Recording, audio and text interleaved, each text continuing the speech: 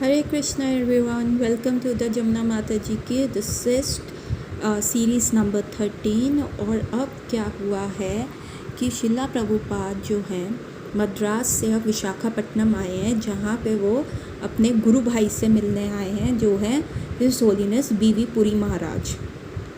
और वो ट्रेन से ट्रेवल करके गौड़िया मठ पहुँचते हैं और वहाँ पे वो बीवी पुरी महाराज से मिलते हैं। और ये पहली बार था कि उनके गुरु भाई जो हैं उनको होस्ट कर रहे हैं। और शिला प्रभुपाद बहुत अप्रिशिएटिव होते हैं इस मूड के।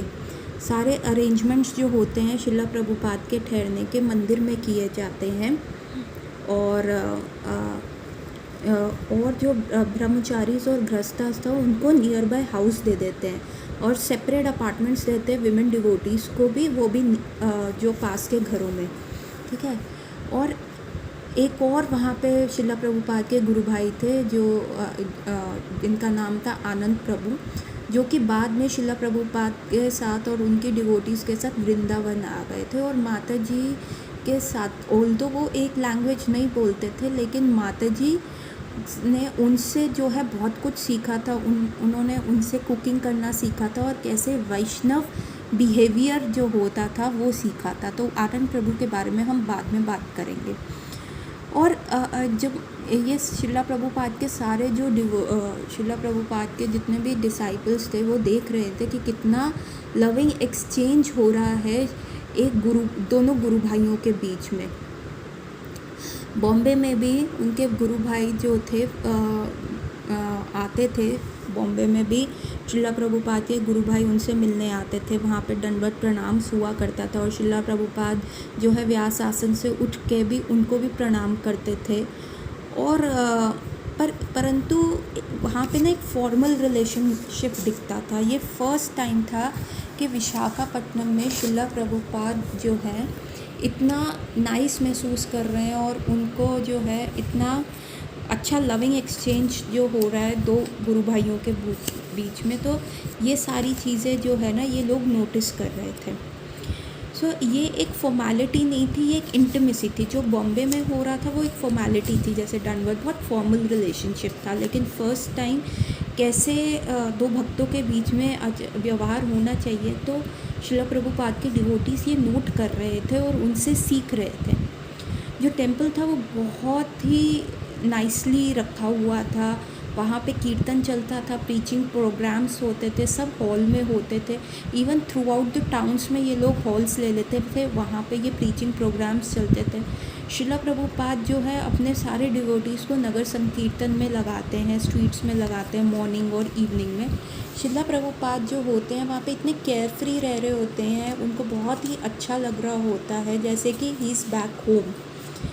और वहाँ पे शिला प्रभुपाद क्या करते हैं, अपने गुरु भाई को जो है पैसे देते हैं, मतलब प्रसादम स्पॉन्सर करते हैं एज एन लविंग एक्सचेंज। कि एक वो एज ए डोनेशन की वजह से नहीं देते कि हाँ कि जस्ट कि ऐसे, परंतु एक लविंग एक्सचेंज था कि उनके गुरु भाई ने उनको होस्ट किया तो उनको भी बहुत अच्छा लगा। और वो सिर्फ अपने डिवोटीज़ के लिए ही नहीं देते परंतु सबके लिए जो है वो प्रसादम का अरेंजमेंट करते हैं। तो ये सारी चीज़ें जो थी वो ये डिवोटीज नोट कर रहे होते हैं। अब जो आनंद प्रभु होते हैं ना वो कुकिंग में बहुत ज़्यादा एक्सपर्ट होते हैं और वो ही क्या करते हैं, सबके लिए खाना बनाया करते होते हैं। और 11:30 बजे ये सब इकट्ठे हो जाते थे। शिला प्रभुपाद के लाइन लग जाती थी, राइट साइड विमेन होती थी, लेफ़्ट साइड जो मेल डिवोटीज़ थे वो बैठ जाते थे। और आनंद प्रभु सबको जो है खाना डिस्ट्रीब्यूट करते थे। और शिला प्रभुपाद वहाँ देखते थे, एक वुडन चेयर पे बैठ के उनको सबको ऑब्ज़र्व कर रहे होते थे, साथ में चैंट कर रहे होते थे और देख रहे थे सबने भरपेट खाना खाया तो है कि नहीं।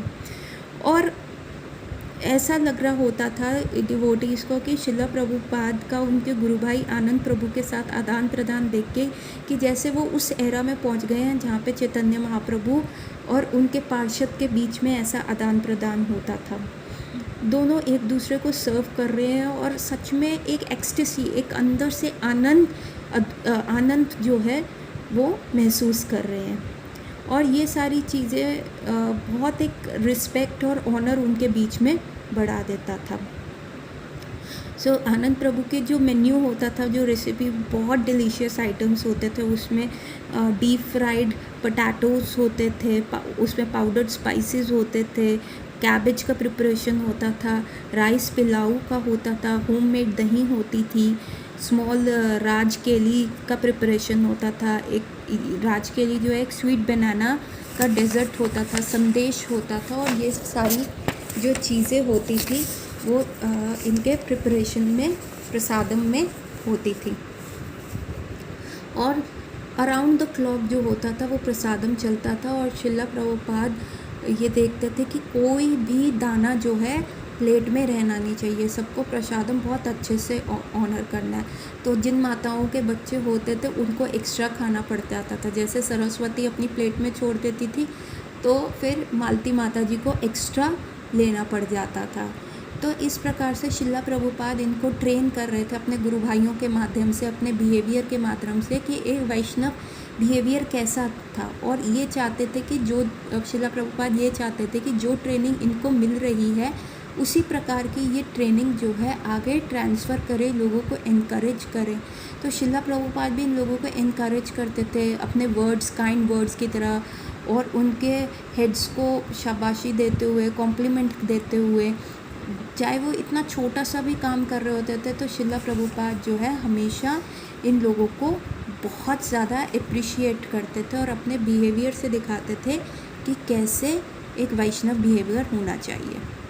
और वहाँ पे श्रीला प्रभुपाद हमेशा मॉर्निंग वॉक के लिए जाया करते थे। बे ऑफ बंगाल पास में पड़ता था, और वहाँ का जो एटमॉस्फेयर था वो बहुत ही स्पिरिचुअल एनर्जी से भरा होता था। ऐसा लगता था कि चैतन्य महाप्रभु वहाँ पर लिटरली प्रेजेंट है। और श्रीला प्रभुपाद अपने सारे डिवोटीज़ को लेके चलते थे। सबको पता था श्रीला प्रभुपाद इतने बजे मॉर्निंग वॉक के लिए चले जाते हैं, और जिस जिस डिवोटी को पता चलता था वो श्रीला प्रभुपाद के साथ जाते थे, और वहाँ पे उनकी बेसिकली कृष्ण कथा और उनका सामीप्य उनको मिलता था। और ये सबसे बड़ा इनके लिए जो कहते हैं एडवांटेज था। और माता जी तो श्रीला प्रभुपाद को सुनने के लिए हमेशा बड़ी अटेंटिव रहती थी। ऐसा लगता था कि वो श्रीला प्रभुपाद के हर एक शब्द को घोल के पी रही हूँ। और विशाखापट्टनम में ही श्रीला प्रभुपाद और ये सारे ना ब्यूटीफुल टेम्पल है श्री सिंहाचन का, जहाँ पे वरा नरसिंह देव भगवान हैं, उनको देखने जाते हैं। तो ये एक हिल के ऊपर है जहाँ पे एक स्प्रिंग आती है, एक फुआरा टाइप्स नदी बह रही होती है, जिसको लोकली ये लोग कहते हैं गंगा धारा। ठीक है, ये हिल से आ रही होती है, और कहा जाता है कि इस स्प्रिंग में बहुत सारी मेडिकल प्रॉपर्टीज़ होती हैं, तो यहाँ पे लोग नहाने आया करते थे और अभी भी जाते हैं। और पूरा जो एरिया है ना चंपका के फूलों से भरा हुआ होता था। पूरे टेम्पल जो था वो ब्लैक ग्रेनाइट से कार्व्ड था, और विष्णु पुराण के सारे सीन्स जो थे, मोस्टली सीन्स जो थे उनके टेम्पल वॉल्स पे थे। और बहुत सारी मूर्तियाँ जो थी वो कार्व्ड थी। लॉर्ड वरादेव की नरसिंह मूर्ति थी, और वहाँ पे लॉर्ड नरसिंह देव के जितने पास टाइम्स थे वो भी कार्व्ड थे। कहते हैं लॉर्ड चैतन्य महाप्रभु यहाँ पे 1512 में आए थे। पूरा आधा दिन लग गया डिवोटीज़ को वो पूरे टेम्पल, आधा दिन लग गया वो पूरा टेम्पल देखने में सिंहाचलम का। कहा जाता जो डीटी है उस टेम्पल की वो बहुत पुरानी है, प्रहलाद महाराज के टाइम की है। पर क्या हुआ था, जब वो टेम्पल जैसे समय के साथ वो टेम्पल जो है लुप्त हो गया था, और एक बार किंग पुरसर्वा और उर्वशी जो थी वहाँ पे आए थे। और तब उर्वशी को एक ड्रीम आया था लॉर्ड नरसिंह देव का कि मैं यहाँ पे हूँ और तुम मुझे यहाँ से बाहर निकालो। और उर्वशी के कहने पे पूर्वा ने वहाँ पे खोदा था, और वहाँ पे जो है लॉर्ड नरसिंह देव का डीटी निकला था। और तभी वहाँ पे आवाज़ आ गई थी कि इसको सैंडलवुड पेस्ट से कवर कर दो, चंदन से कवर कर दो। तो पूरा साल जो ये डीटी होते हैं कवर रहते हैं चंदन में, और सुगंधित इत्रों में, और ऐसा लगता है कि जब हम मंदिर में जाते हैं कि ये एक लिंगा है, जैसे शिवलिंग होता है वैसे एक लिंगा है। परंतु विशाख महीने की जो ब्राइट फोर्टनाइट का थर्ड डे होता है, तीसरा दिन, उस दिन इनके दर्शन किए जा सकते हैं। उस दिन इनका सैंडलवुड जो होता है पेस्ट हटाया जाता है, और तब भगवान नरसिंह देव का सुंदर स्वरूप जो है सबके सामने आता है। तो वो पूरे साल में एक ही दिन होता है। और क्योंकि वहाँ पे बहुत सारे चंपा के फूल खिलते होते हैं, तो एक बार क्या होता है, शिला प्रभुपाद के जो सर्वेंट हैं नंद कुमार, वो शिला प्रभुपाद को एक गोल्डन कलर का येलो फ्लावर हाथ में देते हैं चंपक का, और शिला प्रभुपाद जो है उसको देख के बहुत खुश होते हैं। और वो तब एक 5000 पुराने बनियन ट्री के नीचे खड़े होते हैं, और वहाँ पे ये बहुत सारी फ़ोटोग्राफ्स जो होती हैं विशाखा माता जी ने कैप्चर की होती है इस गोल्डन फ्लावर को देख के। और इस गोल्डन फ्लावर को देख के शिला प्रभुपाद को चैतन्य महाप्रभु की याद आती है, और शिला प्रभुपाद जो है इस फ्लावर को सूंघते हैं, और ये बहुत ही इसको कहते हैं फेमस फ़ोटोग्राफ्स हैं। शिला प्रभुपाद इस फ्लावर को सूंघते हैं और कहते हैं, ये देखो, ये मुझे लॉर्ड चैतन्य की याद दिला रहा है। और एंटायर मॉर्निंग जो है वो इस फ्लावर को अपने हाथ में लिए हुए चलते हैं, और बाद में ये फूल जो है वो यमुना माता जी को दे देते हैं, और यमुना माता जी ने इसको ड्राई करके सुखा के प्रिजर्व किया होता है, और फिर उन्होंने एक वुडन बॉक्स में इसको डाल के, और पीछे यही वाली शिला प्रभुपाद की फूल सूंघते हुए फ़ोटो लगा दी होती है। और बाद में जब माता जी ने शरणागति में एक टेम्पल खोला था राधा वन बिहारी लाल जू का, तो वहाँ के टेम्पल वॉल पे ये बॉक्स लगा हुआ होता है। और ये विशाखापट्टनम से जो ये सब है मायापुर की तरफ रवाना हो जाते हैं, क्योंकि वहाँ पे मायापुर में अब जो है स्टोन कार्विंग सेरेमनी हो रही है, स्टोन लेइंग सेरेमनी हो रही है, मतलब मायापुर मंदिर की नींव रखी जा रही है और मायापुर मंदिर का उद्घाटन हो रहा होता है। भक्ति विनोद ठाकुर ने एक लिखा होता है सज्जन तोषनी में कि वो दिन कब आएगा जब पीपल्स, जो सारे ओवर वर्ल्ड के लोग हैं, वो हाथ में करताल लिए, ड्रम्स लिए, हरि नाम संकीर्तन करते हुए जो है इकट्ठे मायापुर में आएंगे। वो दिन कब आएगा?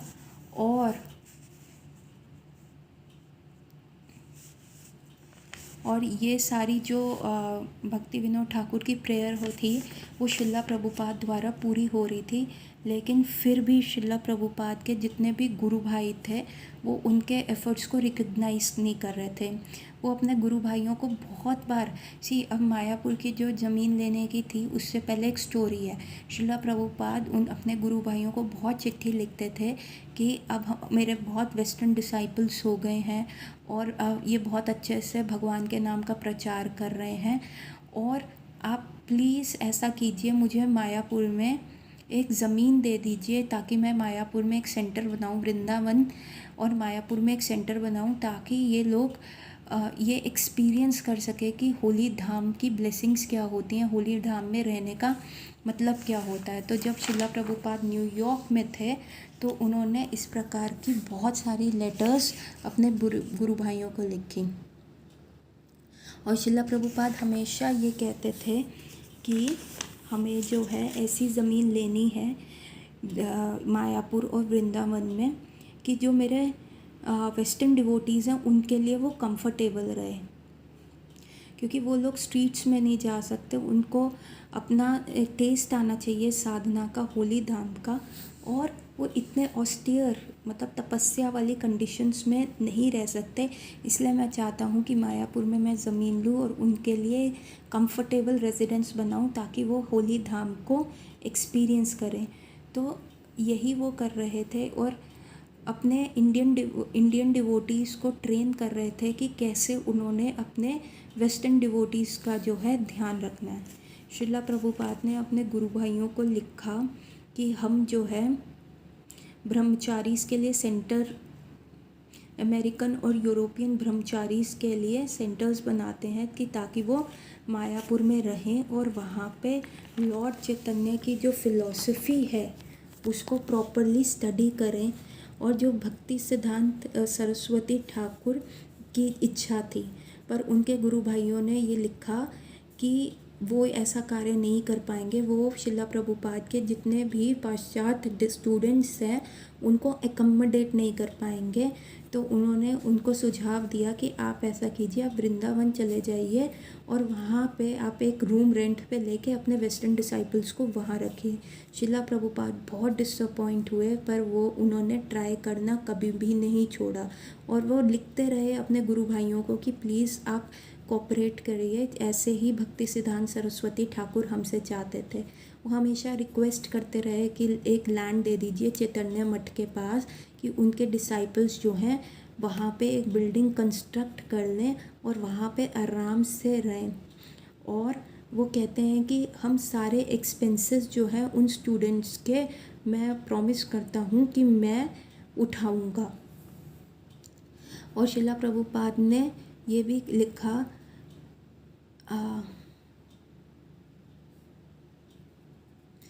और शिला प्रभुपाद ना बहुत ज़्यादा तब डिसअपॉइंट हुए जब गौड़िया मठ ने एक गोल्डन जुबली फेस्टिवल में प्रीचिंग पैम्फलेट्स भेजे थे, जिसमें बॉन महाराज जो 40 साल पहले लंदन गए थे परंतु इतने सक्सेसफुल नहीं हुए थे, उनकी प्रीचिंग के बारे में लिखा हुआ था कि कैसे वो भक्ति सिद्धांत सरस्वती के डिसाइपल थे और वो बाहर गए पाश्चात्य देश में प्रीच करने के लिए, पर शिला प्रभुपाद का वहाँ पे नाम ही नहीं था। और शिला प्रभुपाद इतना सब कर चुके थे, हालांकि शिला प्रभुपाद इतने एम्पावर्ड आचार्य थे, पर फिर भी वो अपने आप को बहुत हम्बली, बहुत विनम्र तरीके से प्रस्तुत करते थे और उन्होंने बिना किसी की मदद से पाश्चात्य देश में जाके प्रचार किया। और उन्होंने तो ऐसा भी किया, उन्होंने अपने गुरु भाइयों को मिलाया जब अपने डिसाइपल्स के साथ, तो उन्होंने कहा कि ये मेरे गुरु भाई हैं, ये भी बहुत अच्छे प्रीचर्स हैं और ये भक्ति सिद्धांत सरस्वती ठाकुर के ड्रीम को फुलफ़िल करने में हमारी हेल्प करेंगे। पर जब कोई हेल्प नहीं आई तो उन्होंने वहीं पे एक स्मॉल प्लॉट जो है ख़रीदा भक्ति सिद्धांता रोड पे, जालांगी रिवर के पास, हुलर घाट के पास। जय पटाका स्वामी महाराज तो वहाँ पे एक हट बना के रहने लगे, क्योंकि वहाँ पे कब्ज़े का, डकैतों का बड़ा वो होता था जब तक नेगोशिएशन चल रही थी। सो जो ये लैंड थी जो शिला प्रभुपाद ट्राई कर रहे थे, ये चैतन्य महाप्रभु की बर्थ प्लेस से जो थी 1 मील की दूरी पे थी और बहुत ही सुंदर जगह थी।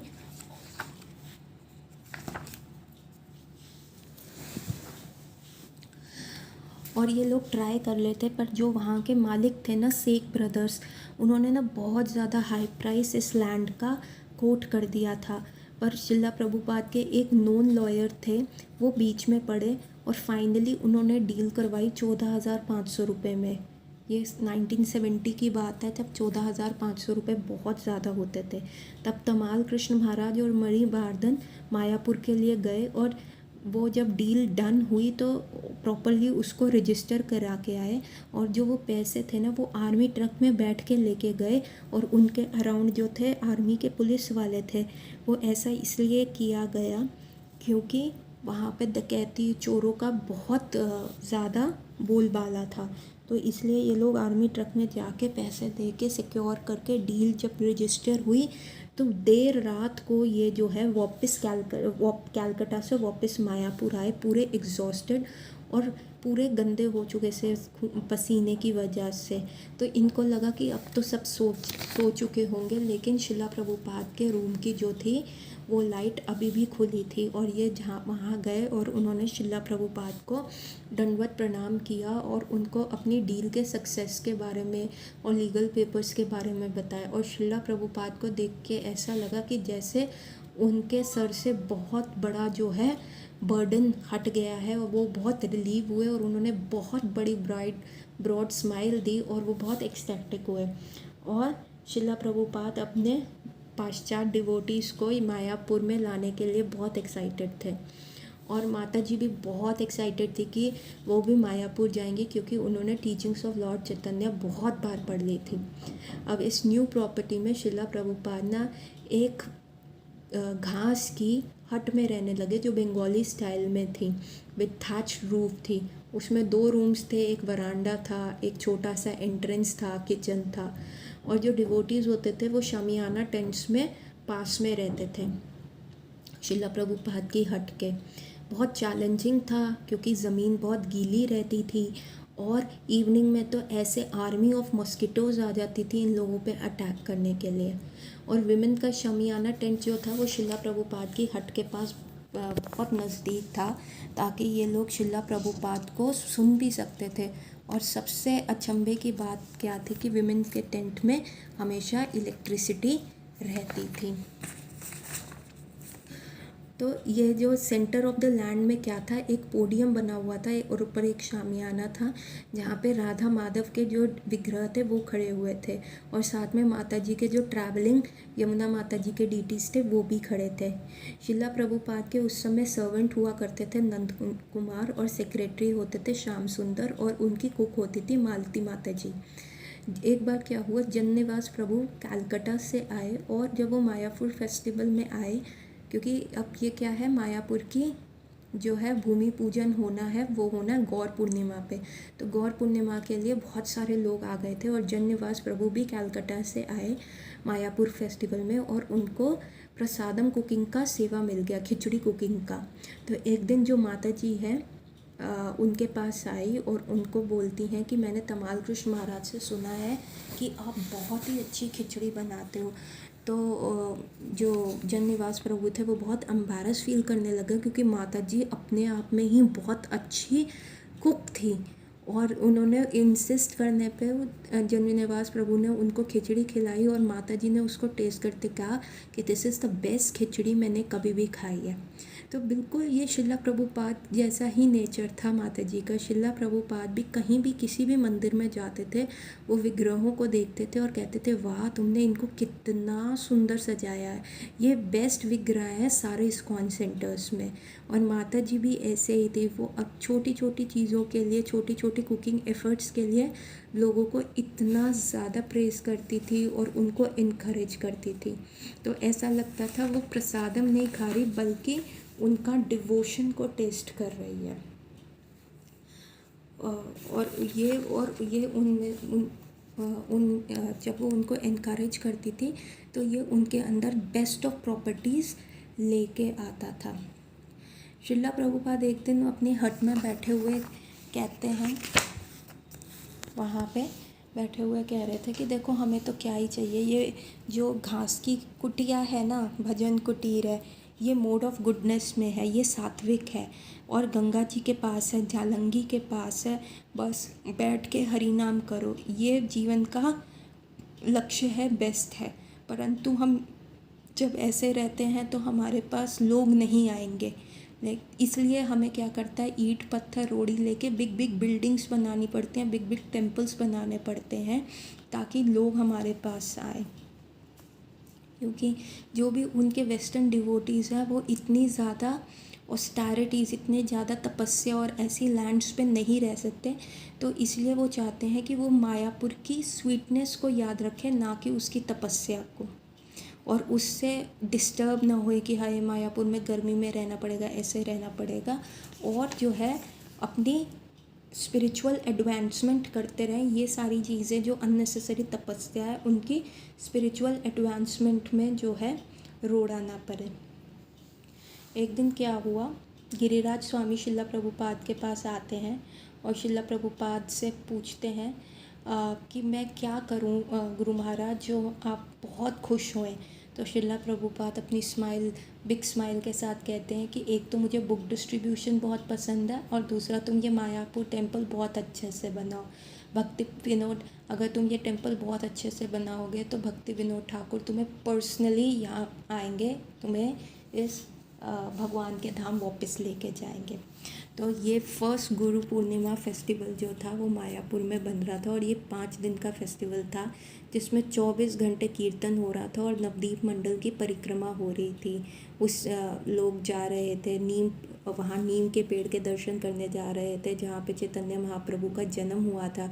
श्रीवास के आंगन में जा रहे थे जहाँ पे पूरी रात भर सारे डिवोटीज़ और चैतन्य महाप्रभु कीर्तन करते थे। और उस स्पॉट पे भी जाते हैं जहाँ पे काजी ने और चैतन्य महाप्रभु का हरिनाम को रोकने की कोशिश करी होती है। और वो फिर भक्ति विनोद ठाकुर के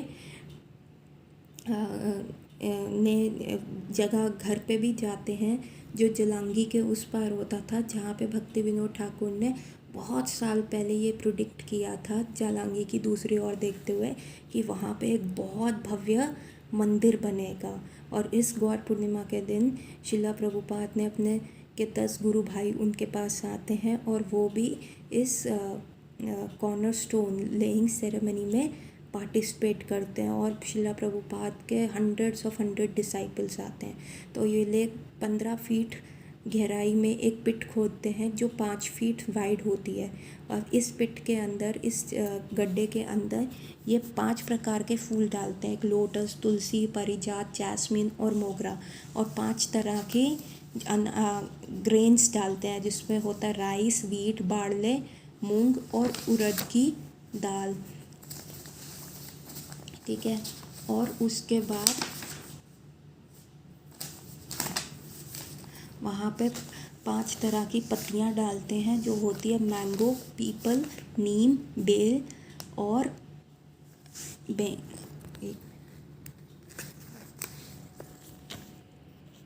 बनाना की। और वहाँ पे 5 प्रकार के मेटल डाले जाते हैं, गोल्ड, सिल्वर, कॉपर, लीड और निकल। और वहाँ पे 5 प्रकार के रस डाले जाते हैं, शुगर का, हनी का, घी का, योगर्ट का, दही का और क्रीम का। और 5 तरह के रंग, येलो, ब्लू, पीला, नीला, हरा, लाल और सफ़ेद। और 5 प्रकार के फ्रूट, मैंगो, एप्पल, ग्रेप्स, बनाना और चीकू। और 5 प्रकार के jewels, coral, diamond, sapphire, Ruby और एमराल्ड। ये सारी चीज़ें उस पिट में डाली जाती है। और एक ब्यूटीफुल से अनंत शेष को भी, जिनकी आंखें रूबी आइज़ होती हैं, वहाँ पे डालते हैं। और शिला प्रभुपाद अपने गॉड ब्रदर्स के साथ बैठे होते हैं और उनके गुरु भाई जो होते हैं उनके प्रीचिंग वर्क को बहुत अप्रिशिएट कर रहे होते हैं। और बहुत ही बड़ा कीर्तन, भव्य कीर्तन वहाँ पे हो रहा होता है। और फायर सेक्रीफाइस, एक यज्ञ हो रहा होता है उस सेरेमनी को। तो वहाँ पे कीर्तन था, फास्टिंग था और फीस्ट था, मतलब खाने पीने का बहुत सामान था। और भगवान की कथा जो हो रही होती है, चल रही होती है शिला प्रभुपाद के सामने। और बहुत सारे जो शिला प्रभुपाद के डिवोटीज़ होते हैं वो जाके जालंगी में और गंगा जी में जो है स्नान करके आते हैं। और शिला प्रभुपाद कहते हैं आने वाले समय में यहाँ हज़ारों डिवोटीज़ आएंगे दुनिया के सारे कॉर्नर्स में गौर पूर्णिमा का ये फेस्टिवल को सेलिब्रेट करने के लिए। और ऐसे शिला प्रभुपाद जो है प्रिडिक्शन करते हैं और कहते हैं कि वो सब परिक्रमा में भी पार्टिसिपेट करेंगे। अब जो गौर पूर्णिमा का फेस्टिवल होता है तो शिला प्रभुपाद अपनी स्पीच दे रहे होते हैं, लेकिन सब हैरान होते हैं। वो टॉक कर रहे होते हैं कि हाइजीन के बारे में, कैसे अपने आप को नीट एंड क्लीन रखना चाहिए। तो शिला प्रभुपाद जो टिप्स देते हैं वो कहते हैं आप वो लोटे से पानी पी सकते हो जो आप टॉयलेट में भी यूज़ कर रहे हो, यदि आप उसको 3 बार मायापुर की मिट्टी से धो रहे हो। और यदि आपने सिल्क के कपड़े पहन के स्टूल पास किया है, नेचर्स कॉल अटेंड करी है, तो आपको वो कपड़े धोने की आवश्यकता नहीं है। लेकिन अगर कॉटन के कपड़े पहन के किया है तो आपको सारे कॉटन के कपड़े धोने पड़ेंगे। और उन्होंने कहते हैं कि हमें जो है अपने आप को हर प्रकार से स्वच्छ रखना चाहिए, बाहर से नहाने से और अंदर से हरि नाम का चांट करने में। और यही जो है आपको कृष्ण भावामृत में बहुत आगे बढ़ाएगा। सो सारे दिन जो है पंडाल के अंदर जो है डिवोटीज़ जो होते हैं आते रहते हैं। और राधा माधव के जो डीटीज़ हैं वो पंडाल में बीच में होते हैं एक ट्रेडिशनल बंगाली सिंहासन के ऊपर। शिला प्रभुपाद जो है अपने डिसाइपल्स को ही बोलते हैं कि तुम जो है पब्लिक स्पीकिंग करो, मतलब तुम ही कथा दो। अच्युतानंद स्वामी जो है वहाँ पे लेक्चर दे रहे होते हैं बंगाली में, और बहुत 100 से भी ज़्यादा लोग आ रहे होते हैं, और बहुत ज़्यादा बुक डिस्ट्रीब्यूशन हो रही होती है बंगाली में, इंग्लिश और हिंदी किताबें डिस्ट्रीब्यूट हो रही होती हैं। शिला प्रभुपाद जो है प्रसादम सेवा देख के बहुत प्रसन्न होते हैं कि खिचड़ी प्रसादम जो है वहाँ पे सर्व किया जा रहा है, और बहुत सारे लोग जो है विलेजर्स वहाँ पे हज़ारों की मात्रा में आके खिचड़ी प्रसादम पा रहे हैं। और शिला प्रभुपाद कहते हैं कि तुम इसको कंटिन्यू रखो, फॉर एवर इस चीज़ को कंटिन्यू रखो। शिला प्रभुपाद ने ऑलरेडी सैन फ्रांसिस्को में अपना ये प्लान बता दिया था कि मैं एक वृंदावन के अंदर टेंपल बनाऊंगा और एक मायापुर में टेंपल बनाऊंगा, और वहाँ पे जो है ये मैं इसलिए बनाऊंगा, देखिए वहाँ पे बहुत सारे टेंपल्स हैं ही हैं, परंतु ये मैं बनाऊंगा भक्ति विनोद ठाकुर के ऑनर में, एक वैष्णव के ऑनर में, क्योंकि उन्होंने ऐसा प्रिडिक्ट किया था। और एक वेस्टर्न वर्ल्ड में जो कृष्णा कॉन्शियसनेस का प्रीचिंग चला है उसके उपलक्ष्य में मैं वहाँ पे टेंपल बनाऊंगा, और वहाँ पे एक स्टडी सेंटर भी बनेगा, ताकि वहाँ पे लोग हर जगह से आके वहाँ पे लोग पढ़ें और चैतन्य महाप्रभु की फ़िलॉसफ़ी को समझे, जैसे उनके गुरु महाराज भक्ति सिद्धांत सरस्वती ठाकुर का ड्रीम था। और यहीं पे क्या होता है, शिला प्रभुपाद की बहन भवतारिणी माता जी, जिनको सारे डिवोटिस पिशी माँ करके बुलाते हैं, आते हैं, और जब ये सारे डिवोटिस उनको पहली बार देखते हैं तो वो सब शॉक हो जाते हैं, क्योंकि उनके सारे फीचर्स जो होते हैं शिला प्रभुपाद के जैसे होते हैं, उनका पूरा फेस शिला प्रभुपाद जैसा है, सिवाय वो एक फीमेल बॉडी में। वो बहुत सिंपल होती हैं, परंतु वो अपने परंतु वो बहुत ही, जिसको कहते हैं डिवाउट पर्सनालिटी होती हैं, मतलब भगवान को मानने वाली और एक डेडिकेटेड वैष्णवी होती हैं, और अपने भाई के प्रति वो बहुत ही डिवोटेड होती हैं कि जो मेरा भाई कर रहा है वो सच में बहुत कर रहा है। और उनकी जो फेवरेट सर्विस होती है वो कुकिंग होती है, और इसीलिए और जब भी वो किसी भी वेस्टर्न डिवोटी से मिलती है ना, तो वो उनके ऊपर पानी का छींटा डालती रहती हैं, अपनी आचमन की ना एक, जिसको कहते हैं आचमन का एक कप वो अपने साथ लेके चलती हैं, और उसमें से छींटा मारती रहती हैं उन लोगों को प्योरीफाई करने के लिए। उनको कोई इंग्लिश नहीं आती होती, और शिला प्रभुपाद इसलिए उनको कई बार चिढ़ाते थे इंग्लिश में, और वो जस्ट एक स्माइल देके रह जाती थी। और शिला प्रभुपाद अपनी बहन की बहुत तारीफ़ करते हैं कि कैसे उन बिल्कुल इतनी उनकी लाइफ में प्रॉब्लम्स आई थे। पिशी माँ का हस्बैंड जो था वो बहुत ख़राब था, इतनी विपरीत परिस्थितियों में भी वो डटी रही और टिकी रही, और कृष्ण भावामृत को फॉलो करती रही। और जो माता जी हैं, जमुना माता जी और पिशी माँ की बहुत बनती थी, ऑल्दो लैंग्वेज उनकी सेम नहीं थी, दोनों को एक दूसरे की लैंग्वेज नहीं आती थी, लेकिन शिला प्रभुपाद के लिए कुक करने के लिए उन लोगों की बहुत बनती थी। अब फरवरी 1972 का टाइम आ गया है। फरवरी 27 को क्या होता है, मायापुर में एक लड़का आता है बॉब कोहेन के नाम से, और वो शिला प्रभुपाद को ढूंढता हुआ आता है। वो पीस क्रॉप का वर्कर होता है जो छुट्टियों पे आया होता है, और उसने क्या किया था, कलकत्ता में पंडाल प्रोग्राम अटेंड किया था और वहाँ शिला प्रभुपाद को सुना था, और इसलिए वो शिला प्रभुपाद को मायापुर ढूंढते हुए आता है। और वो बहुत इंटेलिजेंट क्वेश्चन शिला प्रभुपाद से पूछता है, और शिला प्रभुपाद उसके बहुत इलेबोरेट जो है आंसर्स देते हैं, और ये पूरा रेगुलर रूटीन का कार्य हो गया था। और जब ये क्वेश्चंस बड़े अच्छे वो पूछता है और प्रभुपाद आंसर्स दे रहे होते हैं, तो इसकी पूरी एक बुक बनी जिसका नाम बना the perfect question and the perfect answer, जो कि बाद में जाके पब्लिश हुई। तो जब वो वहाँ से जा रहा होता है तो वो शिला प्रभुपाद से परमिशन लेने जाता है, शिला प्रभुपाद अब मैं जा रहा हूँ, मेरी छुट्टी ख़त्म हो गई और पीस क्रॉप वाले अब मुझे वापस काम पे बुला रहे हैं, उनको तो ये भी नहीं पता कि मैं कहाँ पे हूँ। तो शिला प्रभुपाद उसको कहते हैं कि don't talk about leaving, don't talk about leave, LEAV, जाने की बात मत करो, टॉक अबाउट टू लिव, रहने की बात करो, लिव करो, यहाँ पे अपना जीवन का प्रॉपर लक्ष्य देखो। तो वो शिला प्रभुपाद से इतना ज़्यादा अटैच था कि वो कहता है शिला प्रभुपाद से कि क्या आप चाहते हैं कि मैं और दिन रुकूं, और शिला प्रभुपाद हामी भरते हैं, तो वो वहाँ से जाता नहीं है। और उसके इस डिसीज़न में पीछे जमुना माता जी का भी हाथ होता है, क्योंकि जिस दिन वो जाने वाला होता है उससे पहले जमुना माता जी बॉब कोहेन से मिलने आती हैं और अपनी आंखों में आंसू भर के आती हैं और उसको मतलब उनकी आंखें छलकी हुई होती हैं और वो कहते हैं तुम कितने लकी हो, शिला प्रभुपाद तुम्हारे साथ कितना समय व्यतीत कर रहे हैं।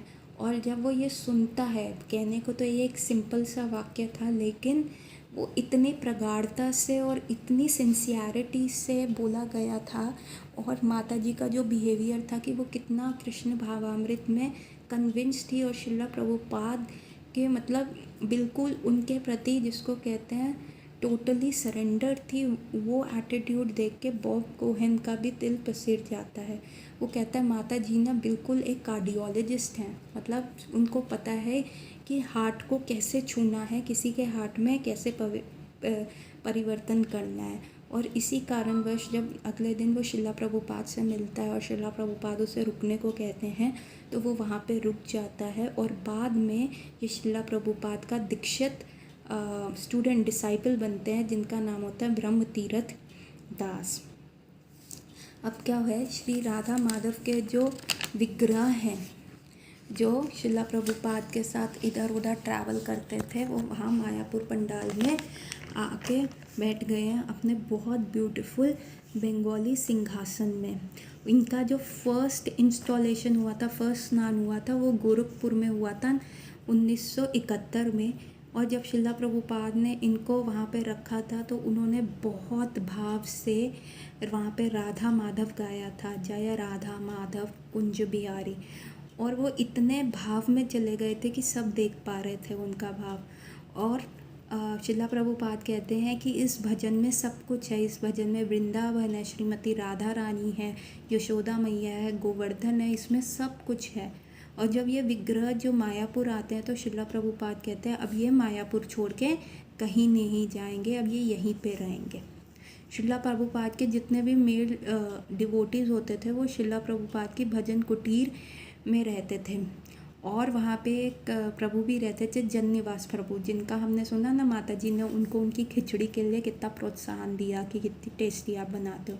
तो जन्निवास प्रभु वहाँ पे रहते थे और वो इन विग्रहों से बहुत ही ज़्यादा आकर्षित थे और वो देखते थे कि कैसे वहाँ पे एक फ्रेंच डिवोटी इनकी सेवा कर रहा है, इनको ऑफ़र कर रहा है, नहला रहा है, खिला रहा है, आरतियाँ कर रहा है। तो वो बड़े ध्यान से देखा करते थे और वो कहते थे यही तरीका है कि मैं कृष्ण भावामृत में सबसे फास्ट हो जाऊंगा यदि मुझे इन विग्रहों की सेवा करने को मिल जाए। और वो यही प्रे करते रहते थे कि मुझे इन विग्रहों की जो है सेवा करनी है।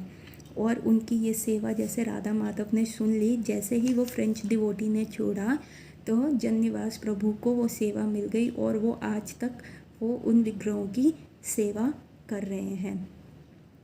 और वो कहते हैं कि उन्होंने जमुना माता जी जैसे मैच्योर पर्सन से वो कभी नहीं मिले, वो इतनी परिपक्व थी कि क्योंकि उनमें शिला प्रभुपाद का पूरा मूड और कैरेक्टर था, जैसे उनके स्पिरिचुअल फादर थे वो बिल्कुल वैसी ही थी। पूरा शिला प्रभुपाद क्या चाहते हैं, कैसे करना चाहते हैं, उनका मूड और उनका कैरेक्टर जमुना माता जी के अंदर था। और शिला प्रभुपाद जो भी डिवोटीज़ जो भी कहते थे जमुना माता जी उसको फॉलो करती थी। और शिला प्रभुपाद जैसे डिवोटीज़ को कहते थे कि ये मायापुर लो, इसको यूनिक बनाओ और यहाँ पे जो होंगे teaching of spiritual life spread की जाएगी। तो सब डिवोटीज़ जो हैं यहाँ पे पूरा कंट्रीब्यूशन दे रहे होते हैं। अब क्या होता है, ये लोग जो है शिला प्रभुपाद अब वहाँ से निकलते हैं और ये लोग भक्ति विनोद ठाकुर की बर्थ प्लेस के ऊपर जाते हैं जो कि बीरनगर में थी। और पहले उसको उलूग्राम कहा जाता था। भक्ति विनोद ठाकुर की जब वो यहाँ पे यंग हुआ करते थे तब उस जगह को उलूग्राम कहा जाता था। और वहाँ पे एक भक्ति विनोद इंस्टीट्यूट भी था और वहाँ पे उनके सिर्फ एक लास्ट सर्वाइविंग बेटे ललित प्रसाद रहते थे। तो वहाँ पे उन्होंने देखा शिला प्रभुपाद कितने केयरफुल और हम्बली जो है ललित प्रसाद जी से बात कर रहे हैं, उनके साथ ध्यान पूर्वक प्रॉपर एटिकेट्स कर रहे हैं, क्योंकि उनके गुरु महाराज के ये भाई थे। हालांकि उनकी फ़िलॉसफ़ी भक्ति सिद्धांत सरस्वती ठाकुर से बिल्कुल विपरीत थी और कई बार उन्होंने भक्ति सिद्धांत सरस्वती ठाकुर के बारे में गलत चीज़ें भी अपने बुक्स में लिखी थी, उनकी फ़िलॉसफ़ी को काटा था। पर फिर भी श्रील प्रभुपाद अपने वैष्णव बिहेवियर से दिखा रहे थे कि कैसे हमने फिर भी आदर देना, हमने इंटीमेट डीलिंग नहीं करनी, लेकिन दूर रह के भी हमें एक नॉर्मल रिलेशन रखना है। और एंड में वो लोग ये भी प्रॉमिस करते हैं कि ललित प्रसाद जी की वो जो ये प्रॉपर्टी है वो श्रील प्रभुपाद को लीज पे दे देंगे ताकि यहाँ पे इस्कॉन जो है सेंटर बनाए और आसपास के एरिया को जो है अच्छे से बनाने में जो है अच्छे से मतलब बसाए यहाँ पे, क्योंकि वो बिल्कुल एक खंडर और अनजान जगह पे था। ठीक है। और यहाँ पे क्या हुआ कि ललित प्रसाद जमुना माता जी में क्वाइट इंटरेस्ट ले रहे थे, वो उनको प्रीच कर रहे थे और जमुना माता जी भी जो है उनको लगा भक्ति सिद्धांत सरस्वती के भाई हैं, तो जो भी वो फ़िलॉसफी पढ़ा रहे थे तो जमुना माता जी उनको अपनी जर्नल में लिख रही थी। और जब उनको कन्फ्यूज़न हुआ कि श्रील प्रभुपाद ने तो कुछ और बताया, तो वो श्रील प्रभुपाद के पास गई तो श्रील प्रभुपाद ने उनको कहा कि ये काट दो, ये सही नहीं है, इनकी फ़िलॉसफी अलग है। और तब जमुना माता जी को रियलाइज़ हुआ कि श्रील प्रभुपाद सब जानते हुए भी फिर भी अपने गुरु महाराज के भाई के साथ कितना हम्बली पेश आ रहे थे। तो श्रील प्रभुपाद ने उनको बहुत चिट्ठी लिखी कि आप वो लैंड दे दो, लेकिन ललित प्रसाद जी जो हैं अपने वादे से मुकर गए। और तब श्रील प्रभुपाद ने कहा, क्योंकि वहाँ ललित प्रसाद जी जो थे फ़िलॉसफी उनकी अलग थी, तो तब श्रील प्रभुपाद ने कहा कि वहाँ पे कोई भी नहीं जाएगा अब से, और वहाँ पे कोई भी नहीं जाएगा एक्सेप्ट यदुबार दास प्रभु जाएंगे, कि जो कि वहाँ के बहुत फेमस इस्कॉन के फ़ोटोग्राफ़र हैं, और वो वहाँ जाके भक्ति विनोद ठाकुर की जितनी भी मैन्युस्क्रिप्ट्स हैं जो समय के साथ ख़राब होती जा रही हैं उनकी फ़ोटो लेके आएंगे और वहाँ के प्लेसेस की फ़ोटोग्राफ लेके आएंगे, और कोई भी उनका डिसाइपल नहीं जाएगा, क्योंकि ये अभी नए नए डिसाइपल बने हैं, फ़िलॉसफी में इतने प्रगाढ़ नहीं है। तो ज़रा सा भी अगर एक गलत फ़िलॉसफी इनको बता दी गई तो इनकी डिवोशनल लाइफ की ग्रोथ में दिक्कत हो जाएगी। और उसी समय क्या होता है, श्रील प्रभुपाद को एक टेलीग्राम आता है शिरोदक्षाई विष्णुदास का, जो कि वृंदावन में थे, और वहाँ के जो कपल थे जहाँ उनकी बात हो रही थी, काशीराम और गीताबाई सराफ, वो अब रेडी हो गए हैं रमन रेती की ज़मीन चिटकारा रोड पे इस्कॉन को देने के लिए, क्योंकि वहाँ पे बहुत सारे साधुस रहते हैं और सबकी नज़र उस ज़मीन के ऊपर है। इवन श्यामा माँ जो वहाँ पे है वो भी वो ज़मीन लेना चाहती हैं। तो श्रील प्रभुपाद क्या करते हैं, फटाफट जमुना माता जी और गुरुदास को वहाँ पे भेज देते हैं कि ताकि तुम सारा लीगलाइज कॉन्ट्रैक्ट कर सको। अब ये लोग वृंदावन में जा रहे हैं और ऐतिहासिक वृंदावन की ज़मीन, मायापुर की ज़मीन लेने के एक हफ्ते में इन लोगों को मिलती है, और बहुत ही सरप्राइजिंगली मिराकुलसली इनको मिलती है, क्योंकि वो कपल इनको तंग करता है, कभी हाँ कभी ना, कभी हाँ कभी ना में ही चीज़ें चल रही है, और कैसे श्रीमती राधा रानी पर्सनली इंटरवीन करती हैं और इनको ज़मीन मिलती है, ये हम देखेंगे जमुना माता जी की नेक्स्ट सीरीज़ में। तो जुड़े रहिए, एक्साइटमेंट बहुत होने वाला है, बहुत एक्साइटेड होने वाली है नेक्स्ट सीरीज़। तब तक के लिए हरे कृष्णा एवरीवन।